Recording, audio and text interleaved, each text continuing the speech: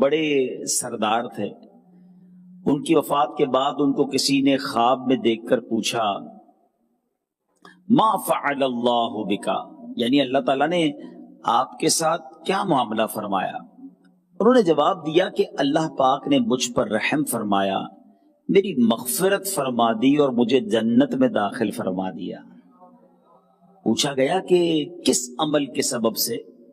جواب دیا جب بارگاہ الہی میں حاضر ہوا تو اللہ پاک نے فرشتوں سے میرے گناہوں اور میرے پڑھے گئے درود کا حساب لگانے کا حکم دیا. یہ بڑا کمال کا واقعہ ہے، ذرا سمجھیے گا. یعنی فرشتوں کو یہ کہا گیا کہ حساب لگایا جائے گناہ کتنے ہیں اور درود کتنے ہیں. جب حساب لگایا گیا تو میرے درود میرے گناہوں سے زیادہ نکلے. تو اللہ پاک نے ارشاد فرمایا اے میرے فرشتوں، اس کی قدر و منزلت تمہارے لیے واضح ہو گئی ہے، لہذا اب اس سے مزید حساب مت لو اور اسے جنت میں لے جاؤ. درود ان پر، سلام ان پر بھیجو، یہی مومنوں سے خدا چاہتا ہے. درود ان پہ بھیجو، سلام ان پہ بھیجو، یہی مومنوں سے خدا چاہتا ہے. اگر کوئی اپنا بھلا چاہتا ہے اسے چاہے جس کو خدا چاہتا ہے. تو اے میرے میٹھے اسلامی بھائیوں، بڑا ایمان افروز واقعہ ہے. واقعی گناہ ہمارے بڑھتے ہی چلے جا رہے ہیں، ہم خطاؤں سے بچ نہیں پا رہے. یقیناً گناہوں سے بچنا ہے، مگر درود پاک پڑھتے رہا کریں، کثرت سے پڑھیں. اگر یہ امیجنیشن، یہ خیال ذہن میں آ جائے نا کہ ایک درود، حدیث پاک ہے نا کہ جو کوئی ایک بار درود پاک پڑھتا ہے اس کے 10 گناہ معاف کر دیے جاتے ہیں. یعنی گناہ ڈیلیٹ ہو جاتے ہیں، معاف ہو جاتے ہیں. ایک طرف سے گناہ بڑھ رہے ہیں، کوئی تو ایسا کام زندگی میں ساتھ لگا رہے نا جو گناہ کم کرتا رہے، گناہ معاف کرواتا رہے. اور سبحان اللہ، صرف گناہ معاف نہیں ہوتے، احادیث کے مضمون کے مطابق ہر درود پر 10 نیکیاں بھی لکھی جاتی ہیں. نیکیاں بڑھاتا ہے، گناہوں کو گھٹاتا ہے، درجوں کو بڑھاتا ہے. کیا کمال کا وظیفہ ہے. اگر ہم اپنی زندگی میں اس کو شامل کر لیں اور کثرت کے ساتھ پڑھنے والے بن جائیں. میرے آقا صلی اللہ تعالی علیہ وآلہ وسلم فرماتے ہیں، جس کا مضمون ہے کہ جو مجھ پر جمعہ کے دن 200 بار درود پاک پڑھے اس کے 200 برس کے گناہ معاف کر دیے جائیں گے. تو ہمیں جمعرات کی رات، جمعہ کا دن مزید محبت، ذوق اور شوق کے ساتھ درود پاک پڑھنا چاہیے. آئیے مل کر محبت کے ساتھ بآواز بلند درود پاک پڑھ لیں. صلو علی الحبیب صلی اللہ تعالی علی محمد صلی اللہ علیہ وسلم. آج آئیے ایک بڑی خوبصورت ڈیٹیل میں قرآن و حدیث کی روشنی میں سمجھتے ہیں کہ کعبہ مشرفہ کا مقام کیا ہے، اللہ کے اس گھر کی اہمیت کیا ہے، قرآن اور احادیث اس کے کیا فضائل بیان کرتے ہیں، اور کیوں نہ ایک مسلمان اللہ کے گھر کی زیارت کو ترسے، تڑپے اور وہاں جا کر خوب عبادتیں کرنے کا ارمان دل میں رکھے. جب نبی پاک علیہ الصلوۃ والسلام کے حیات ظاہری کا وقت تھا تو غیر مسلموں نے مسلمانوں پر ایک اعتراض کیا کہ جو تمہارا قبلہ کعبہ شریف ہے وہ ہمارا قبلہ بیت المقدس ہے، تمہارا کعبہ ہے، ہمارا بیت المقدس ہے، اور بیت المقدس چونکہ کعبے سے افضل ہے لہذا ہمارا دین بھی تمہارے دین سے افضل ہے. اپنے اس دعوے پر ان غیر مسلموں نے کچھ دلائل قائم کیے. ایک دلیل انہوں نے یہ دی کہ بیت المقدس پہلے تعمیر ہوا ہے، کعبہ بعد میں تعمیر ہوا ہے، لہذا بیت المقدس کو شان اولیت حاصل ہے. اس سے ثابت ہو گیا کہ بیت المقدس افضل ہے. غیر مسلموں کی دوسری دلیل یہ تھی کہ بیت المقدس جو ہے وہ ملک شام میں ہے، اور ملک شام برکت والی سرزمین ہے، روز قیامت میدان محشر بھی شام میں ہی لگے گا، کیونکہ شام ایک بہت بڑا ملک تھا، بعد میں اس کے پارٹیشن ہو گئے تو فلسطین جہاں پر آج بیت المقدس ہے وہ بھی ملک شام ہی کی سرزمین میں تھا. اس طرح بیت المقدس انبیاء کا قبلہ ہے، لہذا بیت المقدس کعبے سے افضل ہے. اب یہ تو اعتراض تھا غیر مسلموں کی طرف سے. اس کا جواب کہاں سے آیا؟ اللہ اکبر. اس کا جواب رب کریم نے قرآن مجید میں عطا فرمایا. خود قرآن میں رب عز و جل کعبے کی کیا شان بیان فرماتا ہے. چنانچہ سورہ آل عمران کی آیت نمبر 96 اور 97 میں کیا ارشاد ہوتا ہے. کیا شاندار آیت ہے. اور سبحان اللہ، میں دعا کرتا ہوں اللہ سے مجھے اور آپ کو مکہ پاک کی حاضری بھی نصیب ہو اور کعبے کے سامنے بیٹھ کر اس آیت کی تلاوت کرنا بھی نصیب ہو. ذرا قرآن کا ایک اور شاندار اسلوب دیکھیں. یاد رہے کہ کعبہ شریف اور مسجد اقصی یہ دونوں بہت فضیلت والے مقام ہیں. اللہ پاک نے پارہ 15 سورہ بنی اسرائیل میں مسجد اقصی کے بھی فضائل بیان فرمائے ہیں. یاد رہے کہ دنیا میں 3 مسجدیں سب سے افضل ہیں. نمبر 1 مسجد حرام یا جہاں کعبہ شریف ہے. نمبر 2 مسجد نبوی شریف. اور نمبر 3 فضیلت کے اعتبار سے دنیا کی تیسری بڑی مسجد ہے مسجد اقصی. مسجد اقصی میں ایک نماز پڑھنے سے 50,000 نمازوں کا ثواب ملتا ہے. مسجد اقصی انبیاء کا قبلہ ہے. مسجد اقصی ہمارا بھی قبلہ اول ہے. ہمارے پیارے آقا علیہ الصلوۃ والسلام نے ہجرت کے بعد 17 مہینے تک جب مدینہ منورہ میں تھے مسجد اقصی کی طرف رخ کر کے نماز ادا کی. پھر اللہ کا حکم ملا تو کعبہ شریف مسلمانوں کا قبلہ ہو گیا.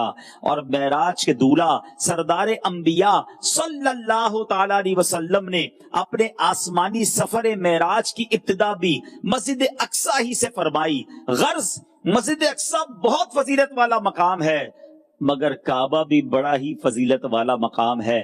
غیر مسلموں نے اپنے ناقص ذہن کے مطابق ان دونوں فضیلت والے مقام میں موازنہ کیا، کمپیرزن کیا. گویا مسجد اقصی اور کعبے کی فضیلتوں کو تولنے کی کوشش کی. اللہ کریم نے اس باطل نظریے کا رد فرمایا، ان کے اعتراض کا جواب ارشاد فرمایا. مگر قرآن کا حسین انداز دیکھیں. اللہ پاک نے کعبے کے فضائل تو بیان فرمائے مگر مسجد اقصی کی فضیلت کو کم بھی نہ ہونے دیا. یعنی قرآن میں یہ تو فرمایا گیا کہ کعبہ شریف دنیا کی پہلی عبادت گاہ ہے مگر یہ نہیں فرمایا کہ مسجد اقصی کی کوئی فضیلت نہیں ہے. قرآن میں یہ تو فرمایا کہ کعبہ شریف بابرکت ہے مگر یہ نہیں فرمایا کہ مسجد اقصی میں کوئی برکت نہیں ہے. قرآن کریم نے تو یہ فرمایا کہ کعبہ شریف تمام جہانوں کے لیے باعث ہدایت ہے مگر مسجد اقصی بالکل ہدایت کا سبب نہیں، یہ نہیں فرمایا. اس سے سیکھنے کو کیا ملا کہ 2 فضیلت والی چیزوں کا جب بھی ذکر ہو، ایک کی شان بیان کرنی ہو تو اس انداز سے بیان کی جائے کہ دوسری شان والی چیز میں کمی نہ آئے. کیسے کہ جیسے ہم اپنے آقا و مولا مکی مدنی مصطفیٰ صلی اللہ علیہ وسلم کی شان و عظمت بیان کریں تو کبھی بھی ایسا انداز اختیار نہیں ہونا چاہیے جس سے دیگر انبیاء کی شان میں بے ادبی ہونے پائے.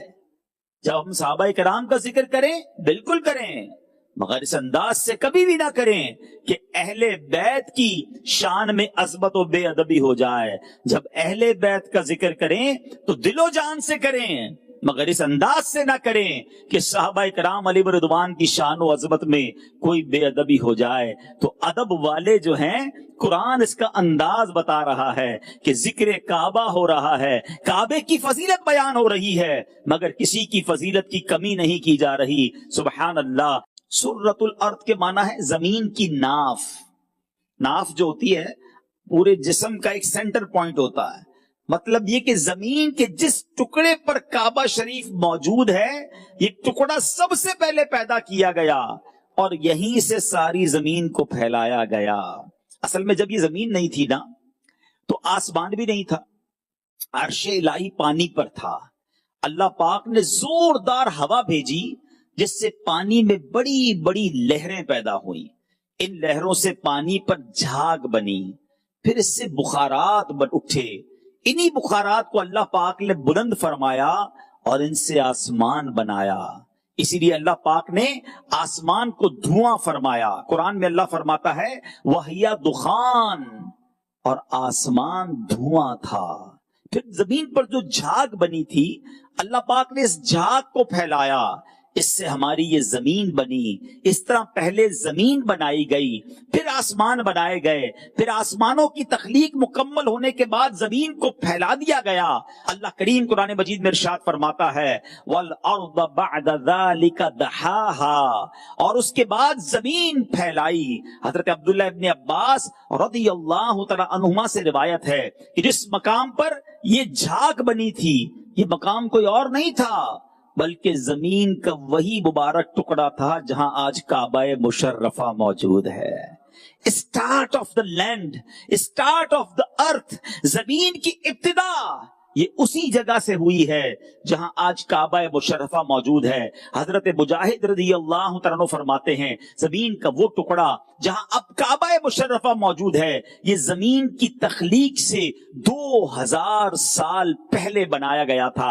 اور حضرت ابو ہریرہ رضی اللہ تعالیٰ عنہ سے روایت ہے ابھی زمین کی پیدائش بھی نہیں ہوئی تھی، اس سے 2000 سال پہلے کعبہ شریف پانی میں ایک ٹیلے کی طرح تھا، یہاں 2 فرشتے اللہ پاک کی تسبیح کرتے تھے۔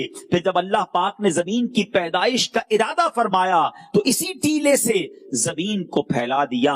معلوم ہوا کہ زمین پر پہلا گھر ہونا تو بات کی بات ہے، کعبہ شریف پوری زمین کی اصل ہے کہ زمین کا یہ ٹکڑا سب سے پہلے پیدا کیا گیا اور اسی سے تمام زمین پھیلائی گئی۔ سبحان اللہ، یہ ہے کعبے کی شان اولیت۔ تو معلوم ہوا کہ زمین کا سب سے پہلا ٹکڑا جو پیدا کیا گیا وہی مقام ہے جہاں آج کعبہ مشرفہ موجود ہے۔ میرے بیچ اسلامی بھائیوں، ایک اور واقعہ سنتے ہیں۔ امام زین العابدین رحمت اللہ تعالی علیہ ایک بار طواف فرما رہے تھے، ایک شخص نے آپ سے سوال کیا، امام زین العابدین نے اس کی طرف توجہ نہ فرمائی، پہلے آپ نے پورا طواف کمپلیٹ کیا، 7 چکر پورے کیے، حتیم میں تشریف لائے، میزاب رحمت کے نیچے کھڑے ہو کر آپ نے 2 رکعت ادا کی، پھر سیدھے بیٹھ کر آپ نے ارشاد فرمایا بندہ کدھر ہے جو سوال کر رہا تھا؟ وہ شخص آیا، کہیے کیا سوال ہے آپ کا؟ وہ کہتا حضور کعبہ کا طواف کب سے شروع ہوا؟ طواف کیوں شروع ہوا؟ کیسے کیا جاتا تھا؟ بڑے زبردست کوسچن تھے۔ امام زین العابدین رحمت اللہ تعالی نے اس سے کہا کہ کہاں کے رہنے والے ہو؟ تو اس نے کہا میں ملک کے شام سے ہوں۔ فرمایا شام میں کس جگہ سے؟ عرض کیا حضور بیت المقدس کے قریب سے۔ امام زین العابدین رضی اللہ تعالیٰ نے پھر پوچھا تم نے تورات و انجیل پڑھی ہے؟ اس نے کہا جی حضور پڑھی ہے۔ امام زین العابدین نے اس کے سوال کا جواب دیتے ہوئے فرمایا اے شامی، میرا آپ جواب یاد کر لو، تم مجھ سے روایت نہیں کرو گے مگر صرف حق بات۔ کعبہ شریف کا طواف یوں شروع ہوا کہ جب اللہ پاک نے فرشتوں کو بتایا کہ میں زمین میں اپنا خلیفہ یعنی حضرت آدم علیہ السلام کو بنانے والا ہوں، تو فرشتوں نے یوں ظاہر کیا کہ ہم خلافت کے زیادہ حقدار ہیں۔ اس پر اللہ تعالیٰ نے ارشاد فرمایا قال انی اعلم ما لا تعلمون، فرمایا بے شک میں وہ جانتا ہوں جو تم نہیں جانتے۔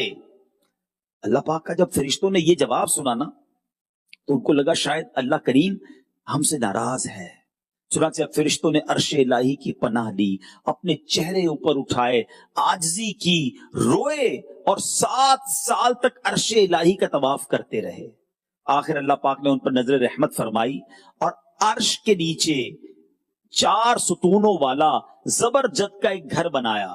فرشتوں سے فرمایا کہ اب اس گھر کا طواف کرو۔ چنانچہ فرشتے اس گھر کا طواف کرنے لگے، اسی کو بیت المعمور کہا جاتا ہے۔ یاد رہے بیت المعمور یہ فرشتوں کا کعبہ ہے۔ پھر حکم دیا گیا کہ زمین پر جاؤ، بالکل بیت المعمور کی سیدھ میں زمین پر اسی سائز کا ایک گھر بناؤ۔ پھر جب یہ گھر تعمیر ہو گیا تو اللہ پاک نے زمین کی مخلوق کو حکم دیا کہ جیسے آسمان والے یعنی فرشتے بیت المعمور کا طواف کرتے ہیں تم اس گھر کا طواف کرو۔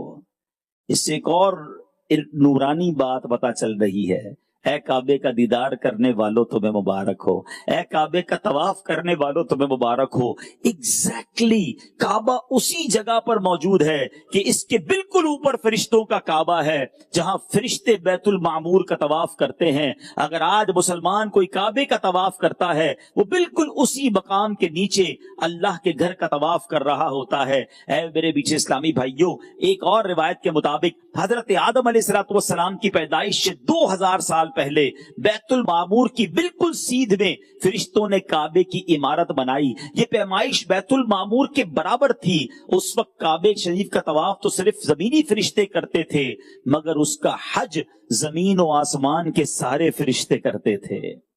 ہائے ہائے ہائے کیا وقت ہوگا. مفسر شہیر حکیم الامت حضرت مفتی احمد یار خان نعیمی فرماتے ہیں اس وقت کعبہ شریف زمین کے پتھر وغیرہ سے نہیں بنا ہوا تھا. اس عمارت کا سامان آسمانی سرخ یاقوت تھے. پھر آدم علیہ السلام نے اس کی تعمیر میں کچھ اضافہ کیا. آپ بھی اسی کا طواف کرتے اور اسی کی طرف نماز پڑھتے رہے. پھر حضرت آدم علیہ السلام کے شہزادے حضرت شیس علیہ السلام نے اس کی کچھ مرمت کی. حضرت نوح علیہ السلام کے زمانہ مبارک تک کعبہ شریف یوں ہی رہا. پھر جب طوفان نوح آیا اس وقت آسمانی عمارت کو آسمان پر اٹھا لیا گیا. ایک جنت کا یاقوت باقی رہنے دیا گیا. پتہ ہے وہ کون سا یاقوت ہے؟ ہاں آج بھی ہم اپنی آنکھوں سے جنت کے اس پتھر کو دیکھ سکتے ہیں، جنتی یاقوت کو دیکھ سکتے ہیں. وہ حجر اسود ہے. یہ آسمان سے آیا ہے، یہ جنتی پتھر ہے. سارے پتھر تو اٹھا لیے گئے حضرت نوح علیہ السلام کے زمانے میں، حجر اسود باقی رہا. حضرت ابراہیم علیہ السلام نے اللہ کے حکم سے اس کو دوبارہ تعمیر کیا. سبحان اللہ. میرے میٹھے اسلامی بھائیوں، ہوا کیا تھا؟ یہ تعمیر بھی بڑی کمال کی ہے. حضرت ابراہیم علیہ السلام کیسے مکہ پہنچے تھے؟ بڑا مشہور واقعہ ہے اور یہ بخاری شریف میں واقعہ موجود ہے. خلاصہ یہ ہے کہ حضرت ابراہیم علیہ السلام کے ہاں اولاد نہیں تھی. حضرت ابراہیم کا مرتبہ بھی بہت بلند ہے. نبی پاک علیہ السلام کے بعد تمام انبیاء میں جو سب سے افضل ہستی ہے نا، وہ حضرت ابراہیم علیہ السلام ہے. اچھا، حضرت ابراہیم علیہ السلام وہ عظیم ہستی ہیں کہ تمام آسمانی مذاہب میں آپ کی تعظیم کی جاتی ہے. کمال کی شخصیت ہے. اللہ اکبر. اچھا، اب آپ کے یہاں اولاد نہیں تھی. حضرت ابراہیم علیہ السلام نے دعا کی، دعا قبول ہوئی. کچھ عرصے کے بعد حضرت ابراہیم علیہ السلام کو اللہ کریم نے ایک چاند سا ہونہار خوبصورت نیکوکار با اخلاق اور با کردار بیٹا عطا فرما دیا، جن کا نام رکھا گیا اسماعیل. اچھا، حضرت اسماعیل کا یہ نام بھی بڑا خوبصورت ہے. اس کے معنی کیا ہے؟ اسمع، سن لے. ایل عبرانی الفاظ میں رب کو کہتے ہیں میرے اللہ میری بات سن لے، میری پکار سن لے، میری دعا سن لے. آپ اسمع یا ایل، آپ یہ دعا کیا کرتے تھے. جب بیٹا پیدا ہوا تو اس کا نام ہی اسماعیل رکھ دیا گیا. اچھا، پھر ابھی اتنی منتوں کے بعد، اتنی دعاؤں کے بعد بیٹا عطا ہوا، اور آپ کو یہ بیٹا بھی بڑھاپے میں عطا ہوا تھا. لیکن اب آزمائش کیسی آئی ذرا غور سے سنیے. آپ کو حکم دیا گیا کہ اپنے بیٹے اسماعیل اور ان کی والدہ ہاجرہ کو لے کر مکہ مکرمہ میں چھوڑ آئیے. ذرا سوچئے، بیٹا ملا مشکل سے ہو. اس زمانے میں مکہ پاک میں کوئی آبادی نہیں تھی، لکو دک صحرا، پہاڑ، چٹانے، پانی بھی نہیں تھا، مگر حکم الہی تھا. یہ 3 نفوس قدسیہ کا قافلہ روانہ ہوا. کہاں جا رہے ہیں؟ اس وادی میں جا رہے ہیں جہاں جانے کا حکم دیا گیا. ملک شام میں آپ رہتے تھے، شام سرسبز علاقہ تھا. چھوڑا آپ نے، اس لکو دک صحرا میں اپنی بیوی اور بچے کو لے کر جا رہے ہیں. وہاں جانے کے بعد اس جگہ کو بتانے کے لیے راستہ پتہ ہے کون بتا رہا تھا؟ ایگزیکٹلی ڈائمینشن کیسے پتا چلی؟ جبریل امین راستہ بتانے کے لیے ساتھ ساتھ تھے. اچھا، وہاں پہنچے، پہاڑوں کے دامن میں پہنچ گئے. دور دور تک کوئی آبادی نہیں ہے. آپ ہیں، آپ کی زوجہ ہیں حضرت بی بی ہاجرہ اور حضرت اسماعیل ہیں. نہ کوئی چشمہ، نہ پانی، زندگی گزارنے کا کوئی سبب نہیں. کعبہ شریف کی زمین جو ہے اس وقت ایک ٹیلے کی طرح اونچی زمین تھی. بس یہاں پہنچ کر حضرت جبرائیل نے عرض کی، اے ابراہیم بس یہی وہ مقام ہے. یہ سن کر حضرت ابراہیم سواری سے اترے، اپنے ننھے شہزادے حضرت اسماعیل اور ان کی والدہ کو اس ٹیلے کے قریب اتارا، کچھ کھجوریں دی، تھوڑا سا پانی دیا اور واپس چل پڑے. اس صحرا میں، اس ویرانے میں چھوڑ کر واپس چل پڑے. حکم یہی تھا.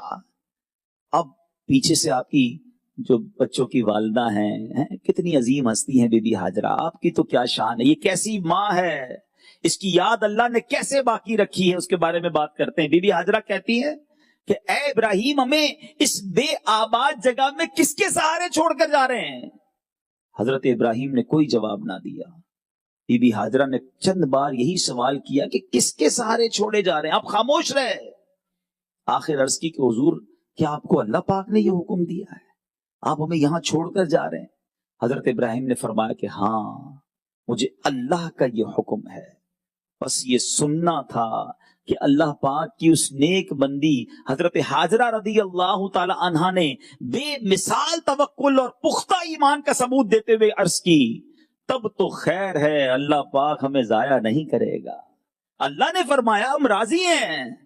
ذرا سوچئے، یہ بہت سارے ہمارے یہاں موجود اسلامی بھائیوں کے لیے، ہماری فیملی کے لوگوں کے لیے سوچو، رب کی طرف سے اگر کوئی آزمائش آ جائے، کوئی حکم آ جائے تو ہمارا کام لبیک کہنا ہے، ہمیں ان آزمائشوں پر صبر کرنا ہے. مگر یہاں تو فرائض اور واجبات کو لوگ بوجھ سمجھنے لگے ہیں. انہیں پتا ہے کہ قربانی واجب ہے صاحب استطاعت پر، مگر قربانی بوجھ لگنے لگی ہے. جس پر حج فرض ہے وہ حج کرنے نہیں جاتا، اسے حج بوجھ لگتا ہے. معاذ اللہ زکوٰۃ دینا لوگوں کو بھاری لگتی ہے. یہ تو ہمارے مال میں برکت کے لیے، ہماری جان میں برکت کے لیے، جنت کے خزانوں کے لیے ہمیں یہ احکامات دیے گئے. مگر یہاں دیکھیں تو صحیح، رکو دک صحرا میں اس بچے کو چھوڑ کر، بچے کی والدہ کو چھوڑ کر جا رہے، جس بچے کو منتوں سے دعاؤں سے مانگا تھا، آپ چھوڑ کر چلے گئے. اب دیکھو اللہ کا کرنا کیا ہوا. یہ مکے کی آباد کاری کا تاریخی ڈیسیشن تھا، یہ وہ ٹرننگ پوائنٹ تھا کہ مکہ آباد کیسے ہوگا. ارے وہاں تو کوئی جانے والا نہ تھا، نہ پانی تھا، نہ سبزہ تھا، کچھ بھی نہیں تھا. کچھ دیر تک تو وہ پانی بھی چلتا رہا، وہ کھجوریں بھی چلتی رہی، مگر اب سب ختم ہو گیا. حضرت اسماعیل اب پیاس سے، بھوک سے بلکنے لگے. ماں کو یہ کیسے برداشت ہوتا کہ چھوٹا سا بچہ ہے اور اب یہ رو رہا ہے.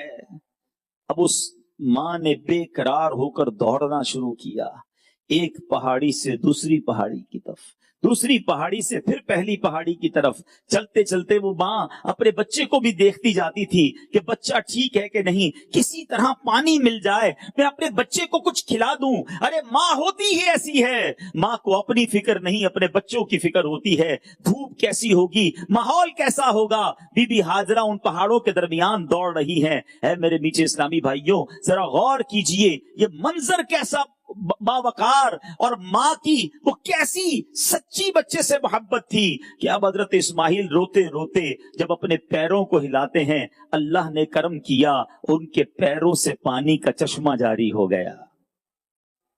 اچھا، عربی میں زم زم کہتے رک رک. جب وہ پانی تیزی سے نکلا تو بی بی حاجرہ کی زبان سے نکلا زم زم، اور بس اب اس کنویں کا، اس چشمے کا، اس پانی کا نام ہی زمزم ہو گیا.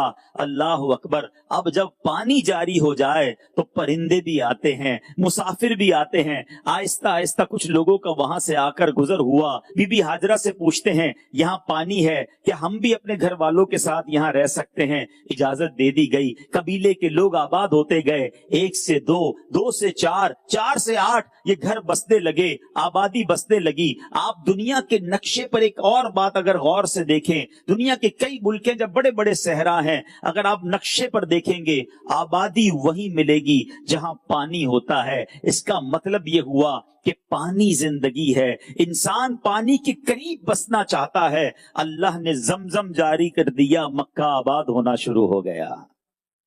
اچھا، اب یہ وہ جو قربانی تھی وہ رنگ لانے لگی. اور پھر سبحان اللہ، اللہ کو اس ماں کی ادا کیسی پسند آئی کہ دنیا میں کوئی بھی حج کرے، عمرہ کرے، وہ صفا مروہ کے درمیان دوڑتا ہے. وہ ایک ماں کی محبت کو یاد کرے، اپنی ماں کی قدر بھی کرے کہ ماں واقعی ایسی ہوتی ہے کہ بچے کو تکلیف میں نہیں دیکھ سکتی. تف ہے اس اولاد پر جو اپنی ماں کو تکلیف پہنچاتے ہیں، اپنی ماں کا خیال نہیں رکھتے. یہ صفا مروہ جو ہے یہ یاد دلاتا ہے رہتی دنیا والوں کو کہ دیکھو ایک ماں کی ادا اللہ کو کیسی پسند آئی ہے کہ ہم سب کے لیے دوڑنا جو ہے، اس صفا مروہ کے درمیان سعی کرنا جو ہے وہ حج کرنے والوں اور عمرے کرنے والوں کے لیے واجب قرار دے دیا گیا. بہرحال میرے بیچ اسلامی بھائیوں، یہ آزمائش ابھی بھی ختم نہیں ہوئی ہے. حضرت اسماعیل اب 7 سال کے ہوتے ہیں یا 13 سال کے ہوتے، 2 روایتیں ہیں. تو حضرت ابراہیم کو اب حکم ہوتا ہے کہ اسماعیل کی قربانی پیش کریں. ہیں اب ان کو ذبح کریں، پہلے ویرانے میں چھوڑ کر گئے اور اب حکم دیا جا رہا ان کو ذبح کریں۔ یہ باپ بھی نرالا تھا، یہ بیٹا بھی کمال کا تھا، یہ گھرانہ ہی کمال کا ہے، یہ سب راضی ہے رب کی رضا پر۔ اگر اللہ کا حکم ہے تو ذبح ہونے کے لیے بھی تیار ہیں۔ حضرت ابراہیم حضرت اسماعیل کو لے کر جاتے ہیں، مگر ان کی جگہ پر جنتی مینڈا بھیجا جاتا ہے، اور سبحان اللہ حضرت اسماعیل کو ذبیح اللہ کا لقب دیا جاتا ہے۔ حضرت ابراہیم بھی تیار تھے، حضرت اسماعیل بھی تیار تھے۔ اللہ نے ان کی قربانی کو کیسا قبول کیا۔ آگے جو حج پر نہیں بھی جاتا، صاحب استطاعت والا ہے تو قربانی کے دنوں میں قربانی کرتا ہے۔ اللہ اکبر۔ پتہ یہ چلا کہ آج رہتی دنیا میں جو قربانی ہوتی ہے وہ حضرت ابراہیم اور حضرت اسماعیل کی یاد ہے۔ حج بھی حضرت ابراہیم بی بی ہاجرہ کے ان ارکان جو ہیں ان کی یاد ہمیں دلاتے ہیں۔ یہ کیسی قربانیاں تھیں کہ رہتی دنیا کے لیے اس کو ایک اسلامی ایک خوبصورت تہوار بنا دیا گیا۔ ساری دنیا کے مسلمان اس میں انوالو ہو جاتے ہیں۔ اللہ والوں کی یہ شان ہوتی ہے۔ یہاں ایک اور باریک سا ہلکا سا اشارہ دے کر گزر جاؤں گا، عقل مند سمجھ جائیں گے۔ کچھ لوگ کہتے ہیں اللہ والوں کے دن کیوں مناتے ہو، اللہ والوں کی یاد کیوں مناتے ہو، یہ ہر سال کیوں ان کا ذکر کرتے ہو؟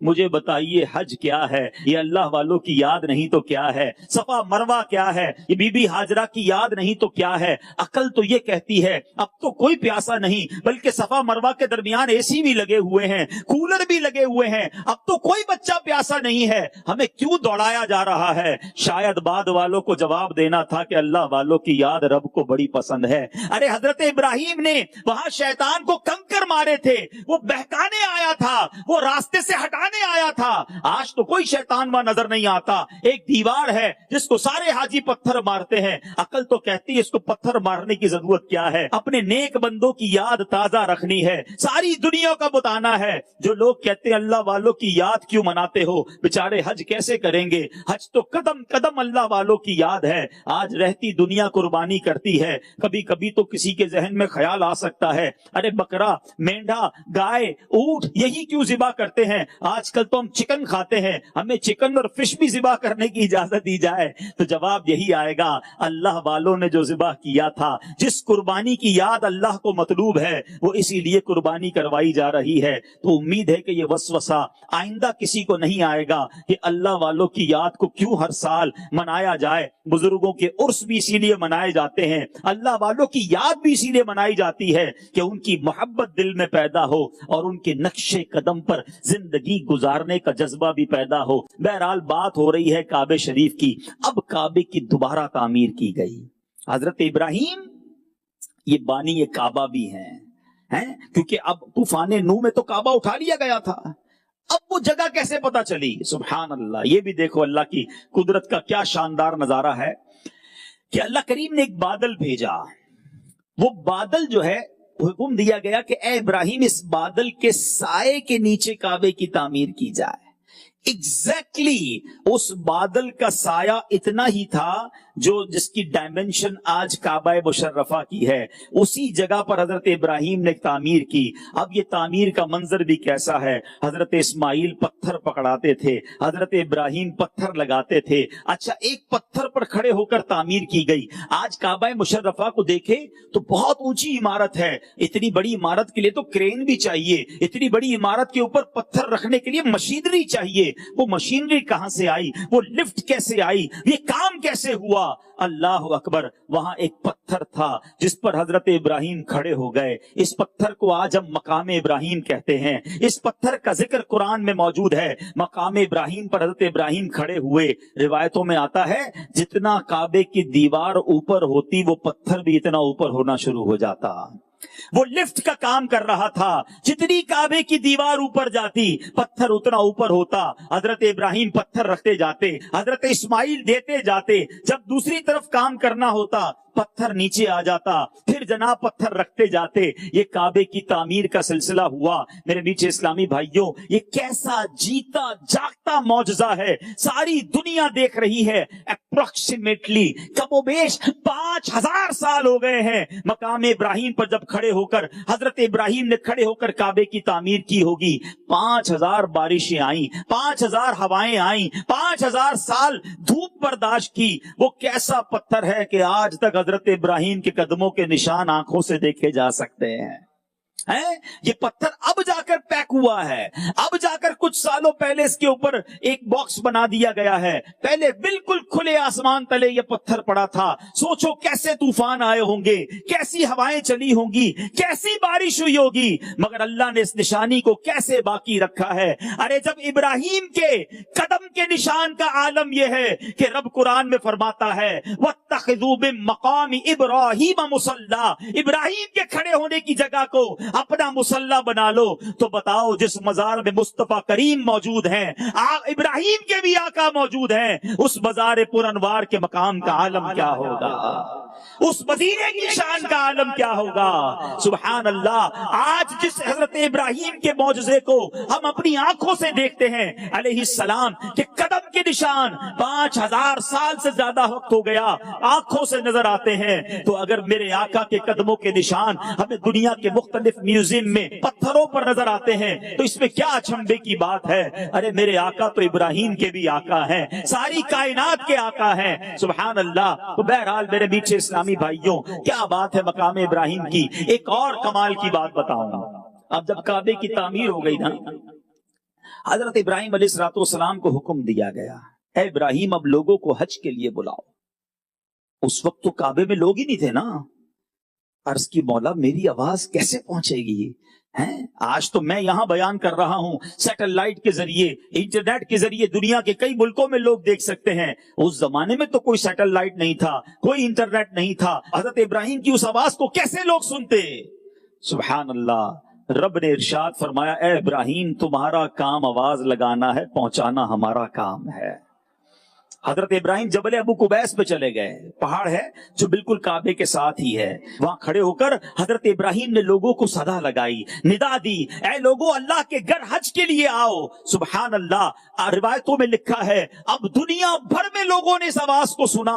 अरे बल्कि सिर्फ दुनिया में मौजूद लोगों ने नहीं सुना, मां के पेट में जो बच्चे थे उन्होंने सुना, बाप के पुश्त में जो औलाद थी उन्होंने सुना, आलम अरवा में जो लोग थे जो दुनिया में आए नहीं थे उनकी रूहों ने सुना। और सबने उसके जवाब में जिन्होंने हज करना था लब्बैक पढ़ी, लब्बैक अल्लाहुम्मा लब्बैक, लब्बैक ला शरीक लक लब्बैक, इन्नल हम्दा वन निअमता लक वल मुल्क ला शरीक लक। सुभान अल्लाह। रिवायत के अल्फाज तो सुनो, ईमान ताजा हो जाता है। कहा जाता है जिसने उस वक्त, जी हां उस वक्त एक बार लब्बैक पढ़ी वो एक बार हज करेगा। उस वक्त जिसकी रूह ने 2 बार लब्बैक पढ़ी वो 2 हज करेगा। जिसने ज्यादा बार लब्बैक पढ़ी वो उतनी बार हज करेगा। सुभान अल्लाह। कितने खुशनसीब है वो लोग जो हज पर चले गए या इंशाअल्लाह आइंदा सालों में जाएंगे। इस सादत पर हम अल्लाह का कितना शुक्र अदा करें वो कम है कि अल्लाह ने हमारी रूहों को उस वक्त लब्बैक पढ़ने की सआदत दी जिन्होंने हज नहीं किया। अब अल्लाह से दुआ करते हैं अल्लाह हमें भी ये सआदत अता फरमा और हमें भी एहराम पहनकर लब्बैक की सदाएं बुलंद करना नसीब फरमा।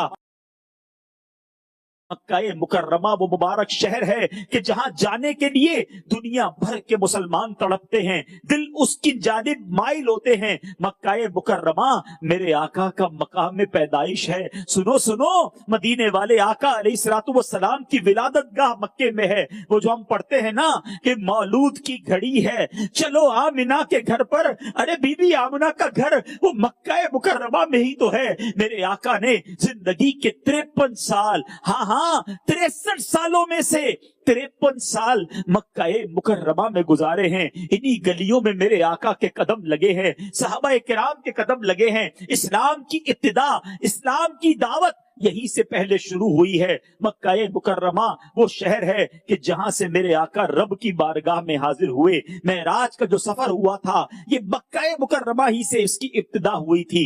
मक्का मुकर्रमा के बारे में अल्लाह कुरान मजीद में क्या फरमाता है? अल्लाह फरमाता है, ला उक़सिमु बिहाज़ल बलद व अंत हिल्लुम बिहाज़ल बलद, मुझे उस शहर की कसम जबकि तुम उस शहर में तशरीफ फरमा हो। बरेली के ताजदार इसी कसम को याद करते हुए फरमाते हैं ना कि वो खुदा ने है मर्तबा तुझको दिया, न किसी को मिले न किसी को मिला, कि कलामे मजीद ने खाई शाह, तेरे शहरों कलामों बका की कसम। हजरत अल्लामा महमूद आलूसी रहमतुल्लाहि तआला फरमाते हैं कि हजरत इब्ने अब्बास फरमाते हैं, जो काबा शरीफ का हज करे, जो इसका तवाफ करे, जो काबे के पास एतिकाफ करे, उसके गुनाह बख्श दिए जाते हैं। ये गुनाहों की माफी वाली जगह है। एक उम्रा दूसरे उम्रे तक गुनाहों का कफारा। अरे कोई खुशनसीब हज को चला जाए, अरफात में वकूफे अरफा कर ले, हज कंप्लीट हो। अहादीस में ये मजमून मिलता है कि वकूफे अरफा करने वाला ऐसा है कि वो ऐसा गुनाहों से पाक हो गया जैसा कि माँ के पेट से अभी पैदा हुआ हो।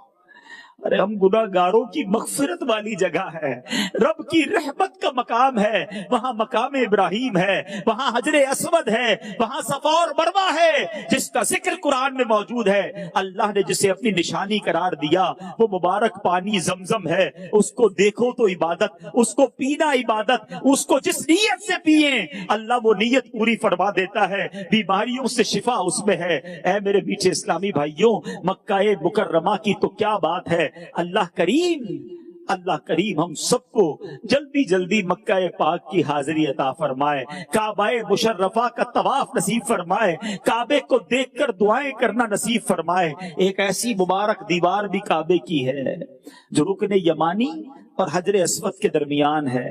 सैयद आला हजरत इस जगह को क्या कहते हैं? मुस्तजाब। ये वो मकाम है जहां 70,000 फरिश्ते हर वक्त दुआओं की आमीन के लिए मौजूद होते। और मैं आपको एक बात बताऊं, एक तजर्बे वाली बात, और मेरी इस बात को बहुत सारे लोग मानेंगे जो मक्के पे गए हैं, जिन्होंने काबा देखा है। हजारों बार काबा देख ले, तस्वीरों में हजारों बार काबा देख ले, वीडियो में देख ले, बल्कि पहले भी कभी देख आए हो, लेकिन जब जब काबे के सामने बंदा जाता है ना, हाय हाय, मैं सच बता रहा हूं, वो कैफियत अल्फाज में बयान नहीं हो सकती। मैं बता ही नहीं पाऊंगा आपको।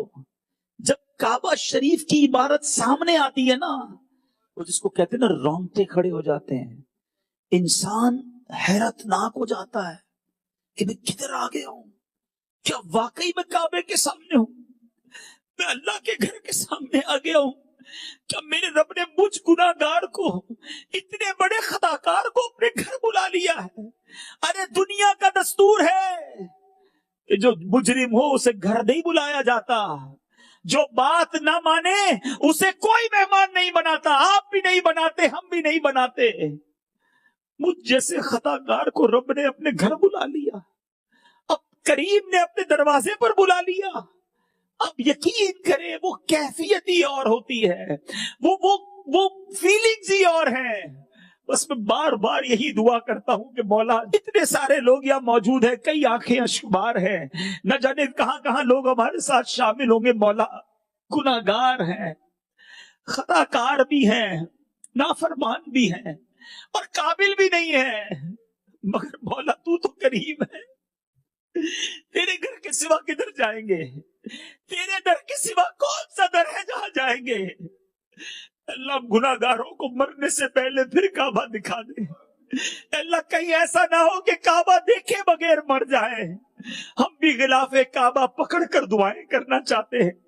तेरी की आँख चाहती है काबा दिखा दे मौला, अल्लाह मेरे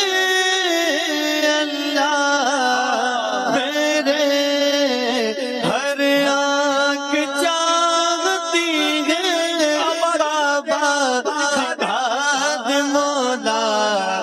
سر سے پکارتی ہے، سر سے پکارتی ہے، کعبہ دکھا دے مولا، ارے کعبہ دکھا دے مولا کی صدا کیوں نہ لگائیں؟ سنو، کعبہ شریف مبارک مقام ہے کہ انبیاء کرام بھی اس کا حج کیا کرتے تھے۔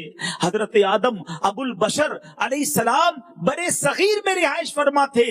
ایک روایت کے مطابق یہاں سے پیدل چل کر 70 حج کیے، بلکہ حضرت ابن عباس کی روایت میں ہے حضرت آدم علیہ السلام برے صغیر سے پیدل چل کر 1000 مرتبہ مکہ شریف تشریف لے گئے، 300 مرتبہ حج فرمایا اور 700 عمرے ادا فرمائے۔ حضرت نوح علیہ السلام نے بھی حج ادا فرمایا، حضرت ہود نے بھی حج کیا، حضرت صالح حضرت شعیب نے بھی حج کیا۔ بلکہ حدیث پاک میں یہ ہے کہ جب وہ انبیاء کرام جن کی قوموں پر عذاب آئے، جب ان کی قوم ہلاک ہو جاتی تو وہ زندگی کے آخری ایام مکے میں آ کر گزارتے، عبادت میں مصروف رہتے۔ حضرت مجاہد سے روایت ہے حضرت موسیٰ علیہ السلام سرخ رنگ کے اونٹ پر سوار ہو کر حج کے لیے تشریف لائے۔ آپ نے کعبے کا طواف کیا، صفا مروہ کی سعی فرمائی، یہاں آپ نے آسمان سے ایک آواز سنی، لبیک عبدی وانا معک، اے میرے بندے لبیک میں تمہارے ساتھ ہوں۔ یہ سنتے ہی حضرت موسیٰ نے سجدہ کیا۔ صحابی ابن صحابی حضرت عبداللہ ابن زبیر رضی اللہ تعالی عنہ سے مروی ہے کہ بنی اسرائیل کی طرف تشریف لانے والے 1000 انبیاء کرام حج کے لیے مکہ مکرمہ تشریف لائے، اور یہ سب ذو طوا کے مقام پر اپنی نالین شریف یعنی